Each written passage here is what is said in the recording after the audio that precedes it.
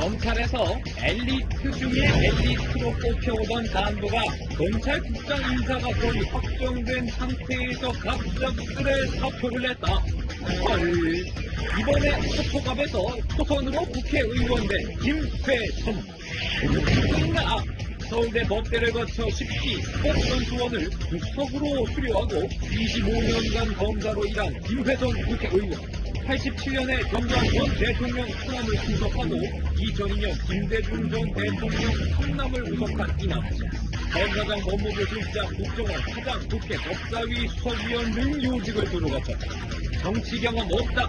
낙하산 공천이라고 비난받기도 하고 누군지 모르겠다는 유권자도 많다.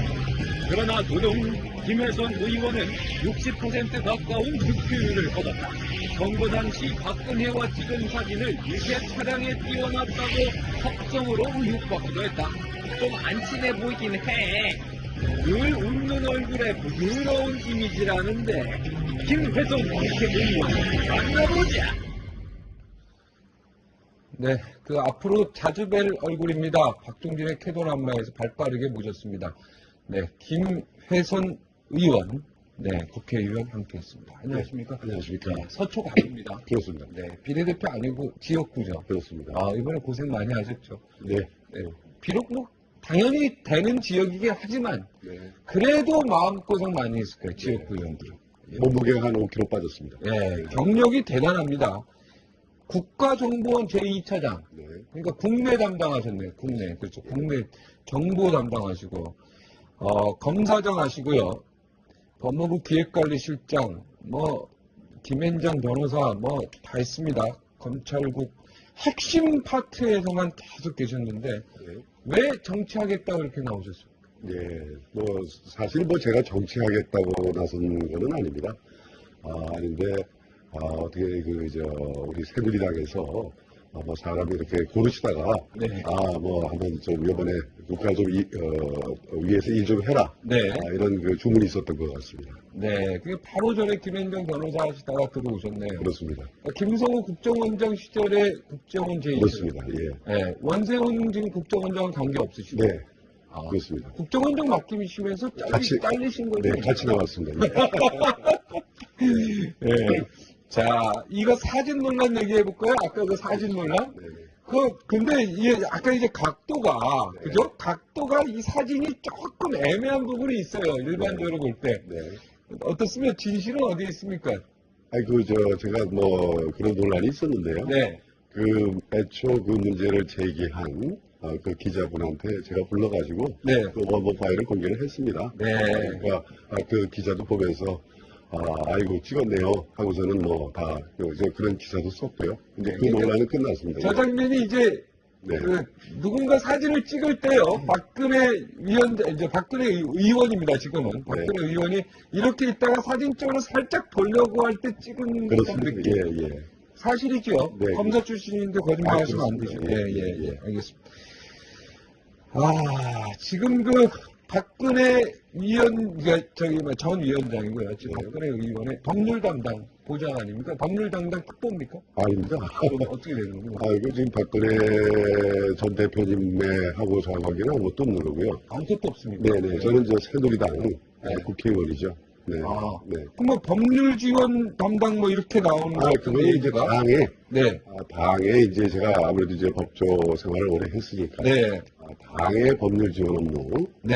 그 업무를 제가 지금 하게 될 것 같습니다. 그러니까 네. 박근혜 캠프 개인하고는 관계가 없다 이런 얘기네요. 네네. 네네. 근데 박근혜 캠프의 윤곽이 짧다 이런 얘기 나온 거는 네. 잘못된 얘기다. 네, 박근혜 의원하고는 그런 관계가 없으십니까 원래부터? 특별한 관계는 없죠. 특별한 관계는. 네네. 그러니까 특근이다 이런 얘기도 해당이 안 되고. 그렇습니다. 예. 예. 네. 지금 그러면은 법률가시니까요. 네. 박지원 비대위원장이 박근혜 의원을 지금 계속 공격하고 있지 않습니까? 네. 공격하고 있는데 지금 박태규 부산저축은행 관계자랑 만났네 안 만났네, 수차례 만났다 안 만났네, 이런 얘기가 있는데 예. 그 부분도 좀 관여하고 계십니까? 아닙니다. 저는 사실관계는 모르고요. 네. 다만 이제 저도 아까 말씀하신 대로 선거 과정에 온갖 그 흑색 선전에 시달렸습니다. 그리고 이제 제가 그 선거를 해보니까, 이제는 이제 우리 그 과거 우리 저 대한민국 선거에서 이제 금권 선거 있지 않습니까? 네. 그런 부분은 많이 개선이 됐더군요. 네. 근데 이제 남은 게, 그야말로 이 흑색 선전입니다. 그리고 특히 이제 최근에는 이제 SNS가 발달을 해서, 그런 그 악의적인 그런 선전이 급속도로 퍼져나가기 때문에, 네. 그 폐해가 과거보다 훨씬 세졌다. 이렇게 네. 생각하고요. 그래서, 특히 금년 말에 있을 그, 대선, 이건 정말 대한민국의 미래를 결정하는 선거입니다. 정말 우리 국민들이, 정확한 그 정보를 가지고, 후보를 결정해야 됩니다. 그래서, 제 생각에는 제가 이제 새누리당 소속 그 법조인 출신 국회의원으로서, 이 흑색 선전, 이거는 아니다. 나는 그런 그 운동도 좀 펼치고, 또 혹시 우리 입법에 좀 부족한 점이 있으면 그것도 보완을 해서라도 반드시 이번 기회에 그런 흑색 선전은 통하지 않는다. 그걸 꼭 만들어주는 그런 풍토를 만들고 싶습니다. 네. 흑색 선전 정말 그 당하는 입장에서는 그렇습니다. 너무나 억울하죠. 그렇습니다. 그런데 지금 국정원에 계실 때요, 네. 정보 수집할 때요, 네. 이것이 흑색 선전인지 아닌지 모르고 막 또 그때 생각도 하실 것 같아요. 국정원 네. 차장하실 때, 야, 내가 이거 제대로 이 사람들에 대해 정보를 수집했는가? 이것도 고민해 볼 문제 아닙니까? 근데 이제 그 부분은 조금 제가 좀 이제 설명을 드려야 되겠는데요. 국정원에서의 그 정보 수집은 지금 말씀하신 그런 차원의 정보 수집을 하는 건 아닙니다. 네.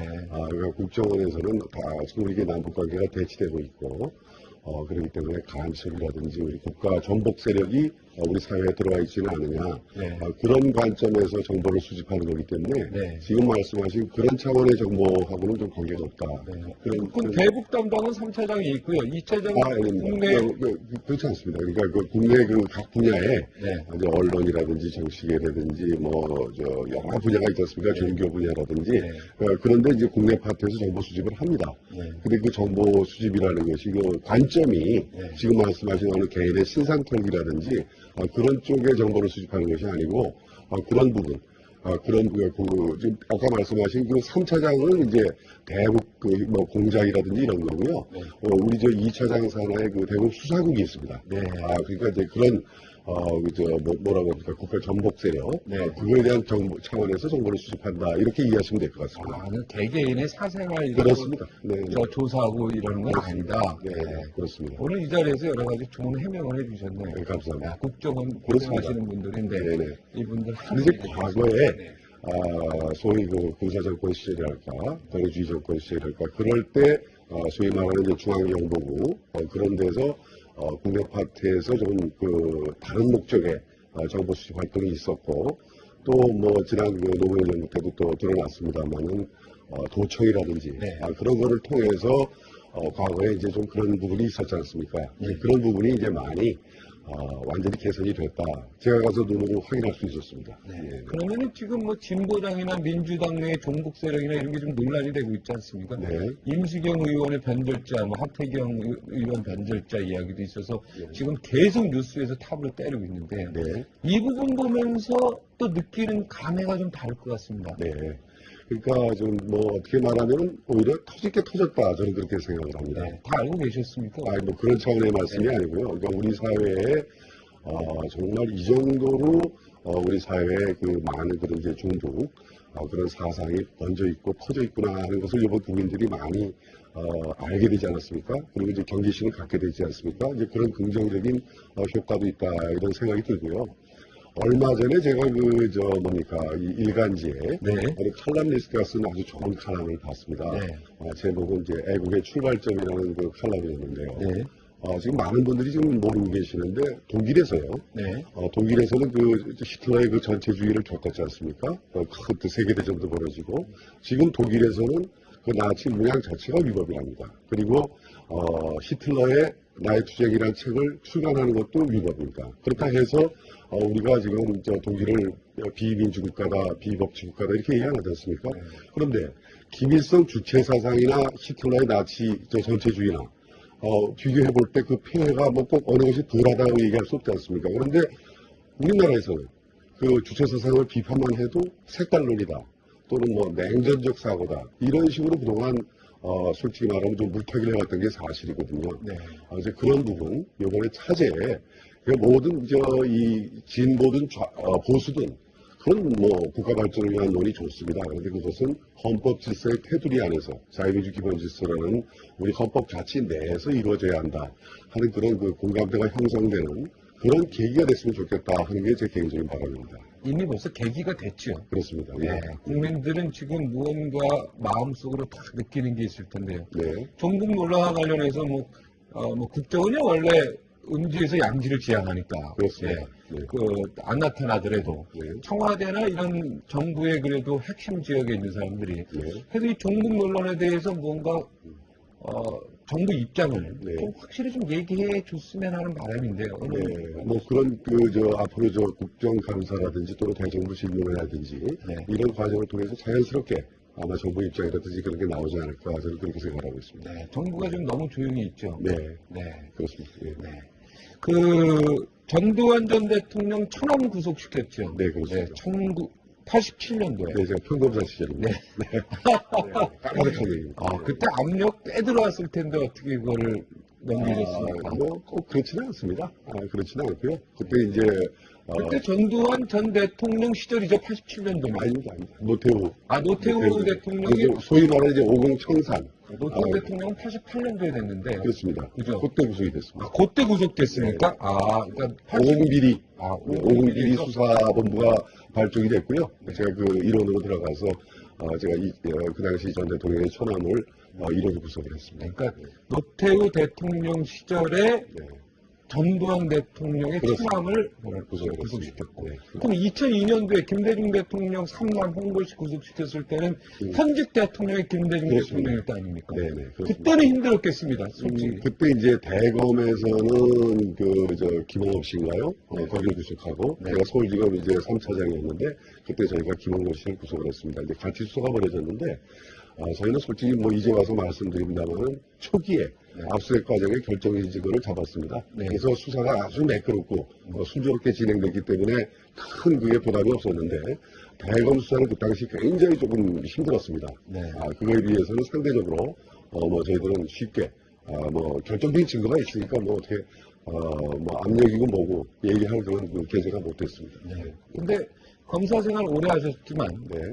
검사가 아주 중요한 결정적 증거를 갖고 있다 하더라도요. 네. 그래도 이거를 처리 못할 때가 있지 않습니까? 네. 그런 경우. 영화라든가 보면. 네네. 제 경우에는 그런 경우는 없었는데, 네. 주변에 이제 그런 문제 가지고 진짜 고민하는 그런 그 사례들도 제가 많이 듣고 있습니다. 네. 그래서 검사들이 술을 많이 먹죠, 속상해서. 꼭 그런 건 알겠습니다만, 하여튼 그런 일이 있습니다. 그런 검찰 문화가 좀 있긴 합니다. 네. 그거 없어져야죠. 그렇습니다. 예. 네. 그리고 검찰이 어떻게 보면은 이런 때 있잖아요. 검찰생활을 했지만 내가 죄 있다 생각해서 구속했는데요. 무죄가 나올 때 있잖아요. 네. 미안하잖아요, 이 사람은. 그렇습니다. 네. 그런데 이제 그럼 사과 전화도 좀 합니까? 근데 이제 저 같은 경우에는 이제 지금 그 말씀 하셨는데요. 그러니까 실체적 진실과 사법적 진실이 조금 다를 수 있습니다. 네. 저는 그렇게 생각을 하고요. 제가 초임 때 제 1호를 구속시킨 분이 이제 뺑소니 사고였는데요. 그걸 제가 직접 구속을 했습니다. 네. 그랬는데 그분이 1심서부터 무죄가 나가지고서 대법원까지 확정이 된 분이 있는데요. 네. 저는 아까 이제 개인한테 미안하냐 이렇게 생각했는데 만약에 제가 무슨 사심을 가지고 일을 하는 것이 아니고 네. 저는 법과 증거 법칙에 따라서 수사를 한 것이고요. 네. 그것이 이제 사법부에서는 좀 다른 의견으로 이제 무죄를 한 것이기 때문에 그걸 가지고 개인한테 미안하다 이렇게 생각할 일은 아니다. 저는 그렇게 생각하고 있습니다. 네. 네. 자, 검찰 개혁할 건 없습니까? 검찰 개혁. 있죠. 어떤 거 있습니까? 네, 그러니까 제가 25년 검사 생활을 했습니다. 네. 25년 검사들이 제일 듣기 싫어하는 말이 정권의 신여, 네. 주구 이런 표현을 권력의 신여. 많이 들었습니다. 그런데 제가 이렇게 보니까 제가 이제 법무부 근무를 주로 많이 했는데요. YS 정권 시절부터 이제 검찰개혁 얘기가 나오더니 DJ 정부, 또 참여정부, MB정부 이르기까지 계속적으로 지금 검찰개혁 얘기가 나오고 있습니다. 네. 그리고 지금 민주통합당이 19대 국회 최우선 과제로 재벌개혁과 함께 검찰개혁을 걸고 있습니다. 네. 그래서 아마 이 부분이 굉장히 핫 이슈가 될 거다 이렇게 생각을 하는데 저는 사실 검찰에 있을 때는 검사 논리를 대변하는 그런 그 사람이었습니다. 그런데 이제 나와서 제가 이제 정치인이 됐습니다. 네.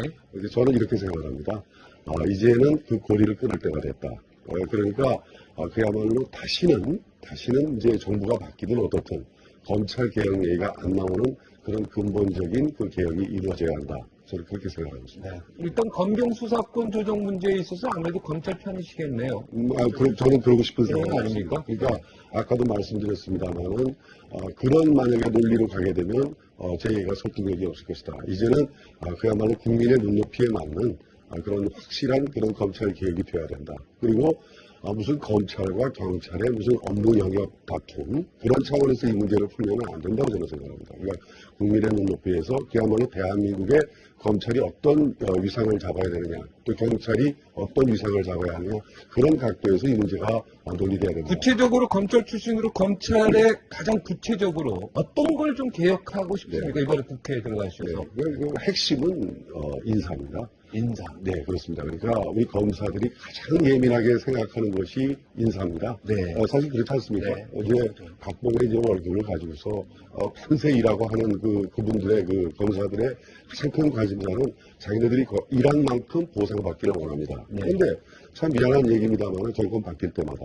분석기가 생기죠. 그리고 와이에서 그 지역적인 네. 예를 들어서 이제 대통령이 바뀌면 많은 사람들이 벌써 이번 정부에서는 어느 검사가 조금 잘 나가겠구나 네. 이런 생각들을 합니다. 네. 말이 안 되는 얘기거든요. 네. 그렇지 않습니까? 지역 출신 가지고 그렇게 되면. 뭐 지역이라든지 학연이라든지 뭐 이런 거 가지고서 저 인사가 이루어졌어야 되겠습니다. 네. 그래서 그리고 그러니까 결국은 제가 생각할 때는 지금 보면은 지금 우리 저 검사들의 인사권은 대통령한테 있습니다. 네. 뭐 고위공무원의 인사권은 당연히 다 대통령한테 있죠. 네. 하지만 그 평가라든지 그런 거는 사실 잘 모르거든요. 네. 그 검사가 어떤 사람이고 어떤 일을 갖고 하는 거는 검찰 조직만큼 모른다는 얘기죠. 그러면은 형식적인 그런 인사권은 대통령이 갖더라도 실질적으로 평가하고 하는 것은 반드시 검찰 내부에 맡겨야 된다. 저는 그것이 확실하게 보장이 되어야 된다 이렇게 생각이 되고요. 아까 일한 만큼 보상을 받아야 된다고 말씀을 올렸는데, 그러니까 판사는 판결문으로 얘기를 하고 검사는 공소장으로 얘기한다고 말하지 않습니까? 네. 그런데 기껏 수사하고 나서 나중에 보면 그것이 사회적 타작을 엄청 일으켰는데 결국은 무죄로 나는 그런 사건도 많습니다. 네. 그런 경우는 은근히 책임을 져야 된다고 생각합니다. 그리고 열심히 일한 검사, 묵묵히 일한 검사 반드시 인사에 반영이 돼야 되고요. 그러니까 일 따로 인사 따로 이렇게 가면은 우리 검찰은 희망이 없다. 저는 그렇게 생각합니다. 네, 그 무죄 열심히 구속시키고 했는데 사회 파장 컸는데 네. 무죄 받은 사람한테 책임을 물어야 되죠. 당연하죠. 예, 네. 그렇게 생각합니다. 그렇죠. 네. 근데 그런 것이 인사 원칙이 확행이 돼야 된다. 네. 그래야 억울한 사람을 없애야죠. 그렇습니다. 예. 옛날처럼 막 엇박 지르고 뭐 협박하고 이래서 뭐 유도 질문하고 뭐 이렇게 해서 하면 안 되죠. 그렇습니다. 예. 예. 알겠습니다. 예. 그럼 검찰개혁 말고 내가 이번에 국회에 가서 네. 또 뭘 꼭 좀 해야 되겠다 이런 생각. 지금 뭐 구상하고 있는 게 너무 많습니다.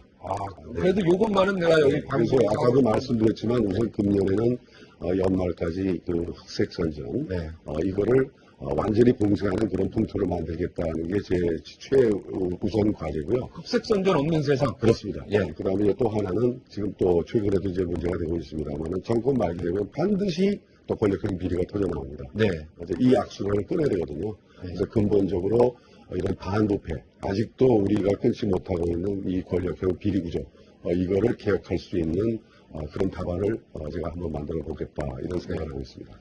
네. 권력형 비리, 네. 대통령 권력형 비리를 어떻게 국회의원이 어떻게 예를 들어서 이제 그런 부분이 있는 거거든요. 뭐냐면 예를 들어서 지금 저는 법조인으로서 이제 쭉 이렇게 지금 살아오면서 예를 들어서 대통령의 사면권 같은 거 있지 않습니까? 네. 이제 그런 부분이 지나치게 남용이 되고 있다라는 생각이 듭니다. 그래서 예를 들어서 뇌물로 구속됐던 사람들이 사면이 돼서 다시 큰 소리 치는 세상.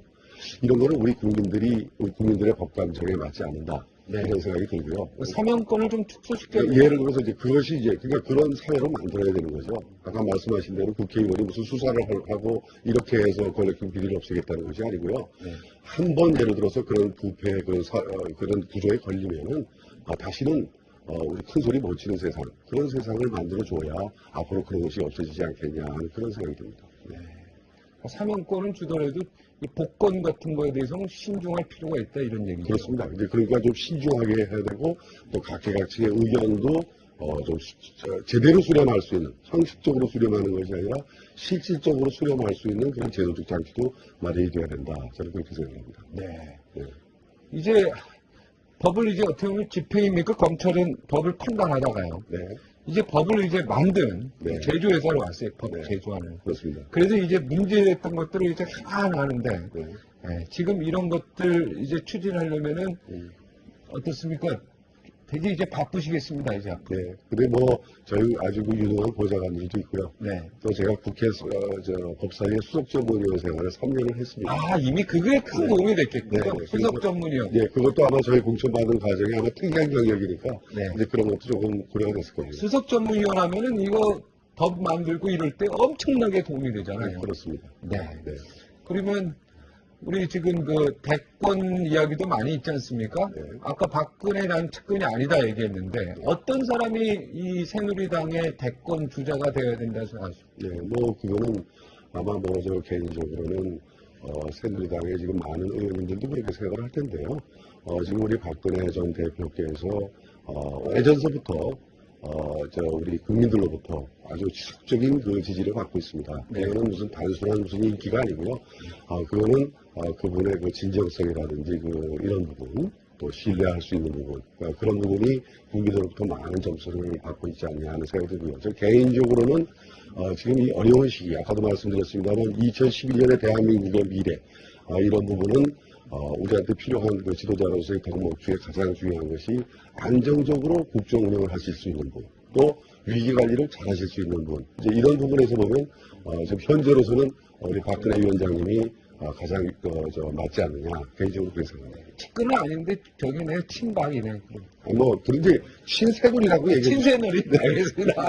요즘에 뭐 친박 이런 단어 쓰지 말자고 하더라고요. 새누리당 의원들. 예, 알겠습니다. 오늘 나와주셔서 고맙습니다. 그리고 여기서 방송에서 말씀하신 중요한 얘기 몇 개 하셨죠. 검찰 개혁 문제라든가. 네. 아까 그 조금 말씀했는데 제가 아까 적었는데 또 어디로 갔습니다. 예. 이 흑색선전 네. 이거 없애는 거, 그다음에 권력형 비리 그렇습니다. 없애는, 네. 그리고 사면권 같은 거 너무 확대하지 말자.